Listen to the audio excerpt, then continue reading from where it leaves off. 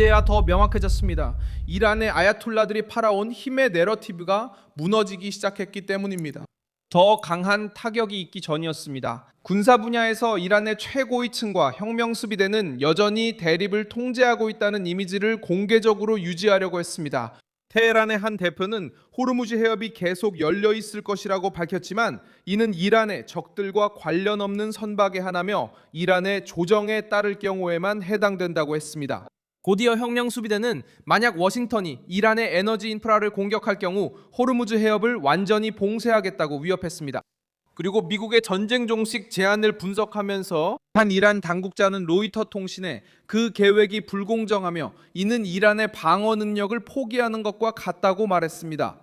그리고 공개적으로 전쟁을 계속하겠다고 못을 박았습니다. 하지만 이 주장은 실제 사실들에 의해 무너지기 시작했습니다. 3월 27일 두 척의 중국 선박이 호르무즈 해협을 통해 걸프만을 빠져 GTK 나가려 했지만 도중에 방향을 바꿨습니다. 이란이 우방국들에게 안전한 통행을 약속한 이후에도 말이죠. 이 점은 중요합니다. 왜냐하면 실제로 테헤란의 약속조차도 글로벌 무역의 필수적인 이 항로에 대한 신뢰를 회복하기에 충분하지 않았다는 것을 보여주기 때문입니다. 한편 프랑스는 약 35개국과 함께 해협을 다시 열기 위한 향후 임무에 대해 이미 논의하고 있었습니다. 그리고 아랍에미리트는 국제연합군에 참여해 항해를 보호하는 데 동의할 것이라고 밝혔습니다. 즉 이란은 상황을 장악한 것처럼 보이려고 했지만 나머지 세계는 이미 테헤란이 초래한 피해를 막아야 한다는 듯이 움직이고 있었습니다. 바로 그 시점에 가장 상징적인 타격이 가해졌습니다. 3월 26일 미국은 이스라엘의 공격으로 사망한 혁명수비대 해군 사령관 알리레자 탄크시리의 사망을 확인했습니다. 그는 결코 평범한 인물이 아니었습니다. 로이터 통신에 따르면 탄크시리는 호르무즈 해협 봉쇄에 중요한 역할을 했으며 해상에서 이란의 압박을 주도하는 핵심 인물이었습니다. 이란 해군 전략의 핵심이 바로 전쟁에서 가장 민감한 지역에서 직접적인 타격을 입었습니다. 정권의 주요 협박 수단과 연결된 사령관이 사망하자 힘의 서사가 점차 설득력을 잃기 시작했습니다. 하지만 이란이 이런 태도를 유지하려 한 점을 이해하는 것이 중요합니다. 그럼에도 불구하고 이것은 중요합니다. 2월에 테헤란은 계속해서 공격을 감행하고 해협을 봉쇄하며 장기적인 작전을 견딜 수 있다는 이미지를 보여주려 했습니다. 하지만 이야기의 다른 한 면은 아야톨라들에게 가혹했습니다. 펜타곤은 전쟁이 시작된 이후 이란의 미사일과 드론 공격이 약 90% 감소했다고 밝혔습니다. 그리고 미사일, 드론, 해상 장비 생산 시설의 66% 이상이 손상되거나 파괴되었다고 했습니다. 다시 말해 이란은 여전히 위협을 가하고 있지만 실제로 보여주려는 것보다 훨씬 약해진 상태로 위협하고 있다는 뜻입니다. 외교 전선에서 그 모순이 더욱 뚜렷하게 드러났습니다. 공식적으로 테헤란은 강요를 받아들이지 않겠다고 말했고 미국의 제안이 오직 미국과 이스라엘의 이익만을 위한 것이라고 주장했습니다.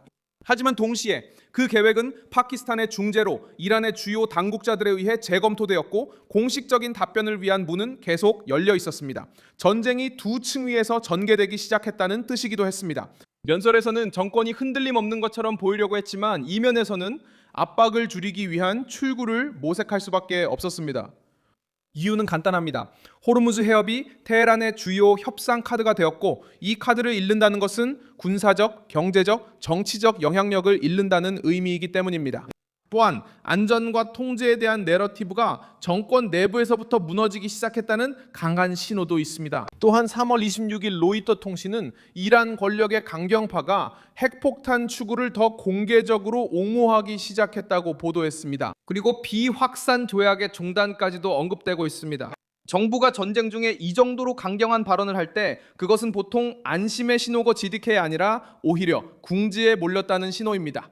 메시지는 우리는 편안하다에서 우리는 목소리를 높여야 한다로 바뀝니다. 왜냐하면 압박이 커졌고 핵심은 바로 여기에 있기 때문입니다. 그들은 위협, 공개적인 거부, 호르무즈 해협의 선택적 통제, 그리고 저항 담론을 통해 강한 이미지를 내세우려 했습니다. 그런데 바로 그때 이런 일이 일어났습니다. 선박들이 후퇴했습니다. 이란의 보장에도 불구하고 여러 나라들은 항로를 다시 열기 위한 군사력을 논의하기 시작했습니다. 정권의 주요 지휘관 중 한 명이 제거되었고 군사 구조는 막대한 손실을 입었으며 인적, 경제적 비용이 폭발적으로 증가했습니다. 이란은 여전히 위험하며 여전히 공격할 수 있고 여전히 두려움을 주려고 시도하고 있습니다.